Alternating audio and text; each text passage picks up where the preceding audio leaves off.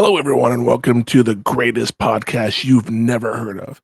That's right, folks. This is the Josh Zodiac podcast, the podcast that has no agenda and no real script. This is the podcast that believes that if you are a Dallas Cowboys fan and you say, "This is our year," every fucking year for the past 30 years, or even if you said it one time, you're the reason they hate us. I said what I said. I want to welcome you onto the program today. It's been a minute since I've been on the air. Quick update on my status quo here. Um, if you didn't catch my last episode, I have moved to Idaho, more specifically Boise, for a job offer working for the Air Force as a meteorologist, as Mr. Ben DeLeon would say.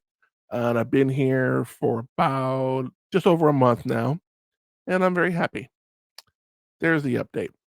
Now, a couple of topics I'll be talking about today. I had a topic I wanted to talk about, but I'm going to save that for when Scuba Steve's on because he's a huge Superman fan, and I kind of want his take on the article that I read. Um, we'll be doing something different on the show going forward, and even on my Facebook page and even my X page, formerly known as Twitter, I will be doing news stories and giving my take. And if I have people on the air, I will be getting their take as well. With that being said, the first one I'm going to start with is Mr. Vincent Kennedy McMahon. For those that don't know who he is, he used to be the owner and the proprietor of World Wrestling Federation, now known as World Wrestling Entertainment. Bought the company from his dad back in the 80s. Uh, may pretty much changed the the face of wrestling forever back in the 80s when with WrestleMania and of course with the Attitude Era in the 90s and everything going forward. Um, but with that being said, there was a documentary that was put on Netflix not too long ago, actually, and they were filming said documentary right before the allegations about him and sexual misconduct and all this other stuff came about. And they tell you that they tried to get Vince to come in after those allegations, and he refused. He didn't wanna do them. They didn't stop everybody else from coming on there, like, oh, I forget who the fuck was on it, like, Pritchard, I forget his first name. Anyway, it doesn't matter. But after the, Netflix, documentary came out, and if you're a fan of wrestling, I will tell you, don't waste your time because half the shit they talk about, you already know. Everything that they talk about, the steroid, allegations, the XFL, all it's pretty much stuff you already know, the way he invaded territories when that was pretty much unspoken of and not allowed. He pretty much broke the mold and did a lot of pretty shady shit, but didn't like it when it happened to him much, much later, like back in the WCW Monday Night War time. But, according to an article by The Squared Circle, which was published on the 24th of September of this year, Vince tried to buy back the rights to the documentary after an early screening. When Netflix expressed no interest, he tried to get the TKO CEO, Ari Emanuel, to push Netflix to scrap it, expressing unhappiness with how the character of Mr. McMahon was portrayed. Netflix denied every request to buy the doc. Um, I'm sorry, but I will this is probably a hot take, but if you're acting that way, you don't want shit getting out, but the fucked up part about social media is it's probably already out there. So a documentary is really not gonna change anybody's perspective of how it went down, and, we all know from back in the day some of the dirty shit that Vince did, people lying for him for the in front of the FBI and federal courts and all this stuff. Um, and I will say that since Vince has been gone, the product has gotten so much better, 100% better. And I'm also one of the probably in the minority here, but I did not agree with Roman Reigns having an almost 4-year fucking reign as a champion. I think that's completely bogus. With all the talent that they had on that roster, I just They were trying to make Roman Reigns the John Cena of this next generation. The same thing with Hulk Hogan, and the same thing with The Rock and Stone Cold, and even Triple H to an extent. But the difference is that people didn't like Roman, and they sure as fuck didn't like him when he beat The Undertaker at WrestleMania and was like, "I'm the big dog now." Like, no, you're really not. And just I just don't agree with it. And that's all Vince thinking that he knows what the public wants and he doesn't. Triple H has his finger on the pulse of what the fans want. And if you don't believe me, watch WrestleMania 40 both nights and tell me Triple H doesn't know what the fuck he's doing because that was all across the board. The both nights, both shows, incredible. And granted, they peaked, but it's not far off the bar. So they've done pretty well since then. And I've been a bad fan lately. I'm behind. I know Crown Jewels this weekend. I will more than likely do a review of that. I'll be hopefully watching it live. I know it's in Saudi Arabia, so it'll be here on here at like 4 in the morning or some bullshit. Um, but at the end of the day, I really feel like Vince McMahon was trying to buy the documentary because he wanted to get out, but yet people already know how much of a asshole this guy is. So it's already out there. It's like you take a picture on Snapchat, and even though you delete it, it's out there somewhere. Somebody has. If you make a tweet and go, "Oh shit, I didn't mean that," delete. Somebody's already screenshotted it. I guarantee you. Live your life as if somebody is going to screenshot your shit. That is why I don't post anything political or religious on my Facebook page. And it's not just because my job won't allow it, but it's one of those things where I don't want people knowing my political affiliation, which I don't have one, and I don't pick sides. I don't care either way. But at the same time, all it does is spark debate and fights. And now there are 3 things you don't talk about on social media. You don't talk about religion, politics, and whatever football team you root for. And I have seen some all out brawls in the chat, in not the chat, but the comment section. Like, oh, you're a piece of shit because you're a Patriots fan, and Tom Brady's a cheater, and oh, the San Diego Chargers couldn't figure out where they wanted to go, so they went to LA. Like, it's just the hate is out there. It really is. And Vince needs to understand now that he's no longer with the company, he needs to realize that he needs to just quietly go into sunset and let it be. Because all you're doing is you're drawing attention to yourself that you don't need. It's not wanted, it's not needed, but you're doing it. Just walk the fuck away. And final note, what was up with that fucking mustache? I don't I don't get that. Uh, but either way, transition to the next segment. Program loaded and ready. Uh-oh, that's not what I wanted, but that's okay because fuck it. That's what we're gonna use for transition today. Fuck it, I don't care. Which is kind of fitting anyway. All right. Next topic we'll be talking about. Oh, Kevin Hart. Kevin Hart and Tori Hart. They have been divorced. I don't know when this happened, but this is an article that was posted by the African American community on the 26th of September. So it's been a minute. And Tori Hart keeps Hart as her last name, saying, I was there from the beginning, building the brand name. Now, if that were true, the brand name Hart, which is Kevin's last name, she would have been there at his birth, not when he became um, famous, rich, whatever you want to call it. And I had a similar situation with my now ex-wife where she wanted to keep my last name. And I'm like, no, if you're divorcing me, if this is what you want, everything that is affiliated with my name is gone. The only person that can keep that name is our daughter because she's blood. She is part of me. She's a part of you. Now, she fought me on it, which I get. I get it. It's a hassle to change, to go from your maiden name to a married name, and then fast forward a couple years and you got to go back to your maiden name. I get that. But at the same time, I don't, and I'm going back to Kevin and Tori Hart here. He was the act. He was the talent.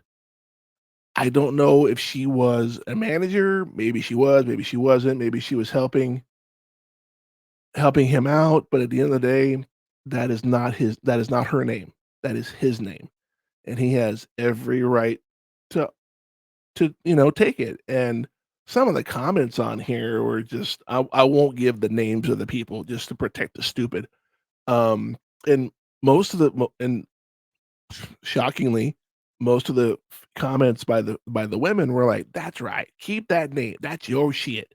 No, it's not. You weren't born with that name, and I don't know what her maiden name was, but I didn't the times that I've seen movies with Kevin Hart, I didn't go, "Oh, I hope Tori is in this movie too." No. Granted, I think Kevin Hart is the Martin Lawrence of this generation, like, he'll do anything. He doesn't know how to say no, or his agent doesn't know how to say no. Um, there's some of these comments on here, let's see. Yeah, a lot of these, a name isn't a label you slap on a woman to claim temporary ownership and take back when you're done. This isn't the handmaiden's table or tale. Sorry, I can't speak today. Once a woman changes her name, that is her name, and she has full rights to it. See, and here's another take about that. If he wasn't famous, say he was a corporate banker or an entrepreneur or whatever, I guarantee she wouldn't want to keep the name. She wants to keep the name because of the notoriety that comes with the name. It has nothing to do with wanting to keep the name because she doesn't want to go back to her maiden name. It's all about the money she can get from it, and I think that's fucking sick. At the end of the day, you know, and I don't know the outcome of this. I'll look further into it. And again, my opinion is very much biased because I went through the same thing, and I don't agree with anybody keeping somebody else's name. If man, woman, man, man, woman, woman, whatever relationship you're in, and you take the other person's name, if you're separated and you're done with each other, you get your name back. Period. And I know people are not going to agree with me, and that's fine. That is the beautiful thing about this country is I can have an opinion. You don't have to agree with me, but you're still listening. And you don't fight me on this because you're not going to change my mind. That this is one of the few things in the world that I will not change my mind about because my name, my last name, is mine. It's one of the few things in the world that is genuinely mine, that you cannot take from me. You cannot take my last name from me. I can give it to somebody. Now, you know, I'm rambling a little bit here, but I hope you get the point I'm making, is that you can agree or disagree, and I know it's gonna be men on one side and women on the other because women are gonna be like, "I wanna keep the last name because no, no, no, no, I did this and I did this," and men are like, "Nope, nope, nope, that's my name, da, da." That's probably the way it is, and there are probably a few people on opposite genders on the opposite side, and that's fine. Again, have your opinion, and if you don't agree with me, that's fine. You know, if you don't agree with anything I say, please email me, and I will gladly read your email. I want people to email the show. I want to have the notoriety of having some feedback from people like, "I didn't agree with such and such." Okay, cool. I'll read your question, and we'll go from there, but we'll get to that to another time. That's enough about that. I'm getting a little heated, and I'm about to get even more heated. First, I'm gonna say oh, hold on. I forgot my transition, even though this is not the one I want. Program loaded and ready. My Dallas Cowboys. Oh, you know, I've been a fan since birth. I was born into it. I was born in '76. We were in the middle of that '70s run with Captain America, Roger Staubach, just an incredible team that just could not beat the Steelers most times, and that's part of the reason why I just cannot stand the Steelers, just because we could not beat them, back in the '70s. Things changed as I got older as well, but I've been there for ev as far back as I can remember. I think my first Cowboy memory is the catch, and they talked about that last night, and, oh, it seems like every time San Francisco and the Cowboys play, they talk about that play. And I'm tired of hearing it. I'm like, and as a Cowboy player, knowing you're going in, granted, it's not Candlestick Park anymore. It's, I think, Levi Stadium now. You're going into the house where that happened. Um, you know, it's not the same stadium, obviously, but you get what I'm trying to say. That's their home. That's where they are. That's where it happened. That should fucking motivate your ass. Like, we don't want something like this happening to us. So you play better. And my hot take about all of this is going to be Jerry Jones. As I kick my camera and make sure I did not. Okay, cool. I didn't move. Um, hot take. The issue is not Dak Prescott. The issue is not Mike McCarthy. The issue is Jerry Jones. 100%. I don't know if there's very many teams in the NFL where the owner is also the general manager. Now, that worked great in the 90s, but we're 30 fucking years past those wins. Almost 30 years. Coming up on 30, because the last Super Bowl win we had was in 96. So we're coming up on 30. I have waited 30 years, patiently waited 30 years for one. Just give me one. The fucking Patriots went through 2 decades where they won 7 of them. Was it 7 or was it 6? I forget. I don't care. It doesn't matter. But they've won more than we have. There was a time we had the most, and now we don't. And that, as a fan, that pisses me off. And it all goes to Jerry Jones. Jerry Jones needs to step away. And I'm not talking just GM. I'm talking owner. Step away. Let let Steven and the kids run the show because they have ideas. I'm sure they have ideas, but Daddy Jones ain't letting them do it because I guess he wants to be mediocre, but yet he still owns the most valuable sports franchise in the world. And that's a fact. And it's been that way for quite some time. And that's because they haven't won a championship in almost 30 years. And Jerry's not the only one to blame. The fans are just as bad. Again, I am a fan, but I'm not that fan. I love my team. I hate my love for the Cowboys is like a toxic relationship. Yeah, she beat me, but I'm gonna come back for more because I fucking love her. Same shit. The Cowboys look they looked good back in the 2010s. They with Tony Romo. Oh my god, the best team we ever had was the year the freaking Giants beat the Patriots. That undefeated season that they took away from them. That was probably one of our best teams, and it went to shit because they instead of practicing during the bye week, they went to some exotic location and partied. Wrong answer, and that goes to coaching. Like, no, you're not taking a bye week to party. You're taking a bye week to learn what this team is about, watch the game film, and figure out a game plan. And now Yahoo Sports reported this 6 days ago, where the Cowboys had the option to get Derrick Henry in the offseason. Everybody thought they were going to get them. Derrick Henry's a fucking beast, and he's having a career year this year. But Jerry Jones says, and I quote, Derrick is having a career year.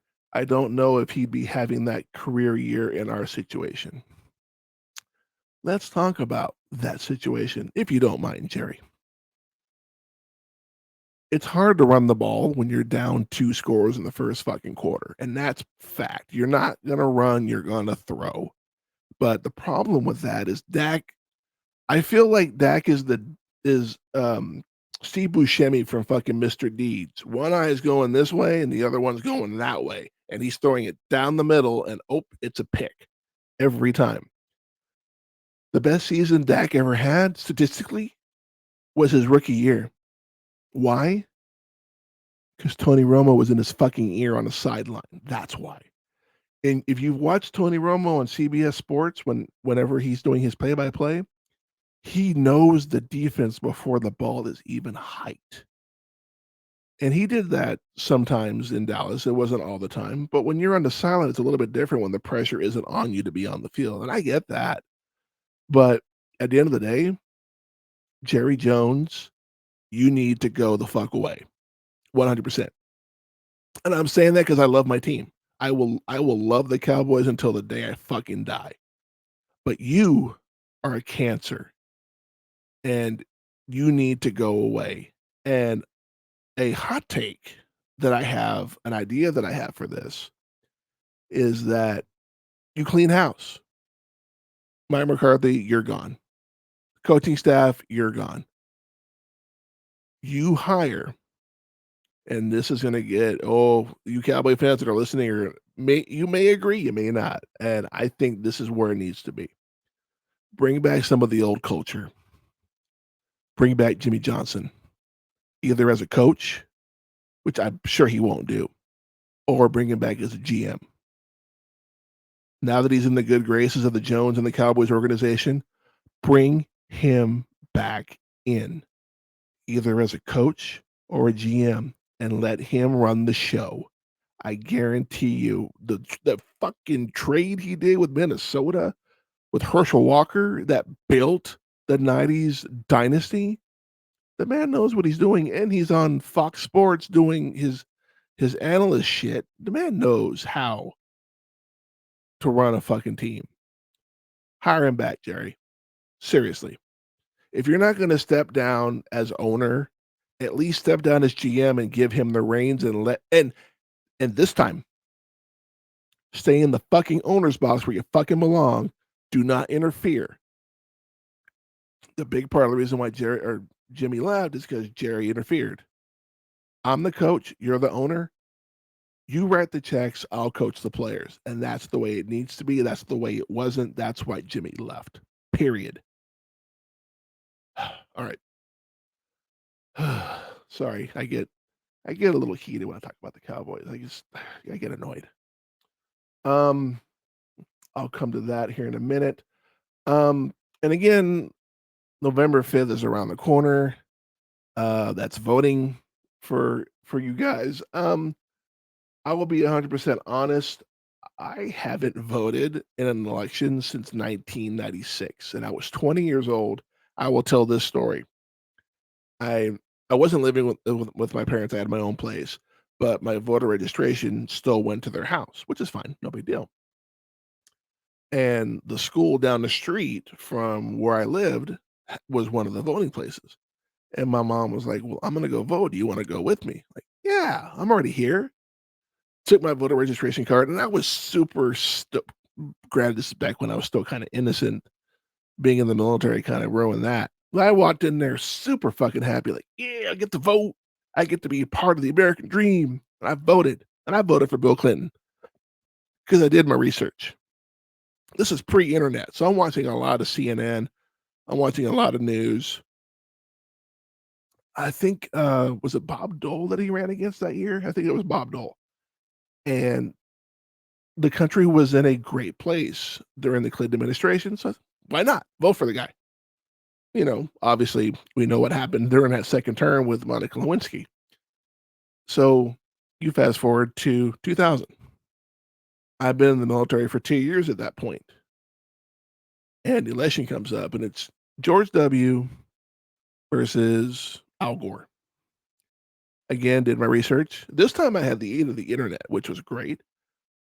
And I haven't voted since that '96 election because I don't feel like the candidates that are out there deserve my vote. And I have felt that way every election since. I have not voted since '96. So again, it's kind of fitting. The last time I voted is the last time the Cowboys won. Maybe I should vote this year. Maybe that's the key. Maybe that's where the fuck up is. Maybe I'm just delusional and need to stop talking about that. Um, but my point is that I don't vote because I don't feel like my vote doesn't matter. And I lived in Texas. It's a fucking red state. Whoever the Republican candidate is gonna fucking win the state. My one vote ain't making that big of a difference. I'm not worried about that. But The issue that I have with voting is that people that walk in and I don't like talking politics, but this is something that's been on my mind for quite some time. I wanna get it out there. Hopefully, maybe I'll change some minds, maybe I won't. I just wanna get this off my chest. But if you were going into a voting booth or an absentee ballot, whatever you're doing, whatever, it all works the same. But if you walk into the ballot space and you vote based on your political affiliation, Republican or Democrat or independent or whatever, and you vote just for the person or people, I should say, because they're Republican or because they're Democrat, you are wasting your vote. And this goes back to people are fucking lazy. It's easier, I grant it's easier to vote for somebody, oh, he's Republican, I'm gonna vote for him. Oh, she's Democrat, I'm gonna vote for and I'm not using the current election as an example, that's just the way it flowed out of my mouth. But people don't pay attention to what the people have to say. And with the current presidential, it's been pretty much hate Trump, Kamala's a fucking idiot. There has been nothing. I really don't think there's been any campaign promises that I've seen. And if there have, I don't know what they are. And again, I'm not voting anyways. I don't fucking care. So, and I know you're, oh, well, you should care because you live here. You're right. I do live here, but I don't, voting is not mandatory. It's not. You don't When you hit 18, you can vote, unless you're a felon, of course.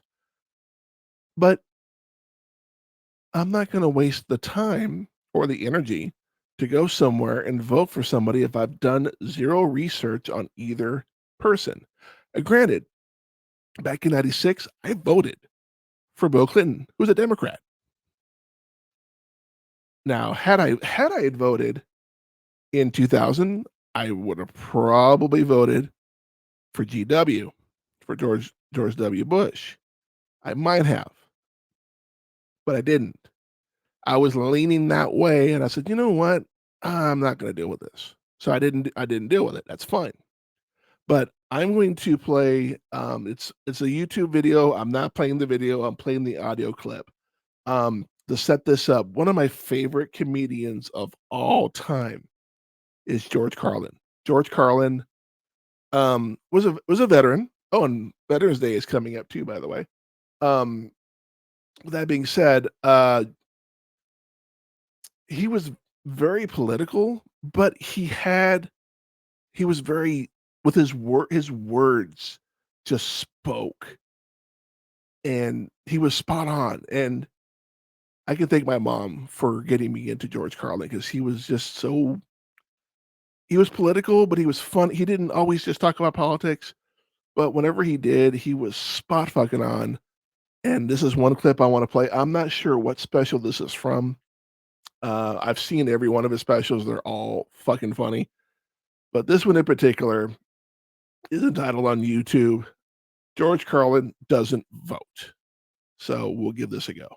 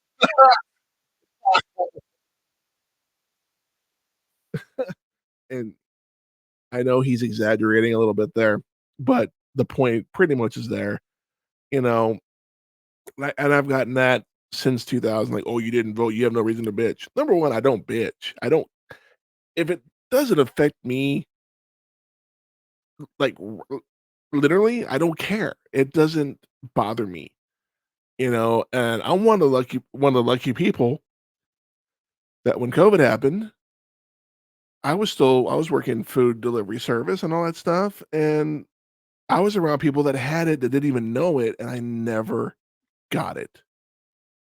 4 years of COVID, and I've yet to get it. Knock on wood. Um, but again, that's just my political stand on that. You can agree with me, you can disagree with me. But the point I'm trying to make here is that if you are going to vote, if you want to make the difference, do the research. Know what they stand for, and look past the hate. Look, 100. If you want to vote for Trump, that's fine. If you want to vote for Kamala, that's fine. But know what they stand for. Look beyond the, oh, we hate Trump, or, oh, Kamala's a fucking idiot. Look past that. You know what I mean? Look past all that and look deeper into what they want to do. And it's funny, I've seen nothing but campaign promises from Trump, but I haven't seen any from Kamala. And that's not because I'm looking. I'm just on TikTok or I'm on Facebook just scrolling threads or videos, and Trump pops up all the time. Don't see any of her. I don't know. Maybe the algorithm thinks I'm Republican. I don't know. I didn't say anything to make it think I was. But yeah, enough of that. And the final transition Program loaded and ready. is a new thing I'm going to be doing on the show. This day in history, people that some people probably don't know this about me, but I'm a huge fan of history. I When I was going to school at A&M Corpus, I initially was going to go to school for meteorology because they had a new program. However, I didn't agree with the professor because he was a fucking idiot. I won't say who he was. I just didn't agree with the way he taught. Some of the stuff he taught was wrong. I ended up changing majors to meteorology, from meteorology to history, and I've always loved history. And it's that great quote: "Those who do not learn history are doomed to repeat it." So, that being said, I just googled the History Channel, just looked up a couple of things. Let's see here. This week in history, in 1965, the St. Louis Gateway Arch was completed. I don't know how long that took. I'm pretty sure it took them a minute because that thing is fucking tall. Although I've had heard from people that are from Missouri who have visited Missouri, they're like, "Oh, it ain't really that big. It's kind of small." So I guess, I get it. It's the gateway to the west, I believe, is the thing for that. Let's see. In 18 oh, this is I didn't see this yesterday when I was doing this research. This week in 1886, the Statue of Liberty was dedicated, which those that don't know, the Statue of Liberty was a gift from the French to the United States. So it was dedicated to us back in 1886. That's pretty freaking cool. Let's see. There's a couple of other. Um, this is pre-World War II, but this week in history in 1940, Italy invaded Greece. That I did not know. Now I know World War II in Europe started in, I think, 1938 when Germany invaded Poland. I think it was 38, maybe it was 39. It was one of those two. Let's see here. On the cusp of the Cuban Missile Crisis, this week in history in 1962, Nikita Khrushchev. I hope I'm saying that right, and if I'm not, if he's listening, I apologize. He's not listening. They don't have podcasts in Russia. He ordered withdrawal of the missiles from Cuba, and again, that was on the cusp of the Cuban Missile Crisis. Most of us listening to this podcast, we're not even alive yet. That's fine. And the last one, which is kind of funny for me, um, Leif Erikson Tunnel completes the 1,593-mile the I-35. I call bullshit on that, and they finished it in 1992. This week in history, I'm sorry, the last time I drove on the 35, they were still doing construction. So they've been doing construction for 30 plus years. So they need to hurry the fuck up. I thought we were more advanced than that. Uh, but those are just some things that have happened in history. And that will conclude this particular episode of the Jazz Zodiac podcast. I want to thank you for joining in. I know I have been MIA due to the move. I did do a review of the last WWPLE.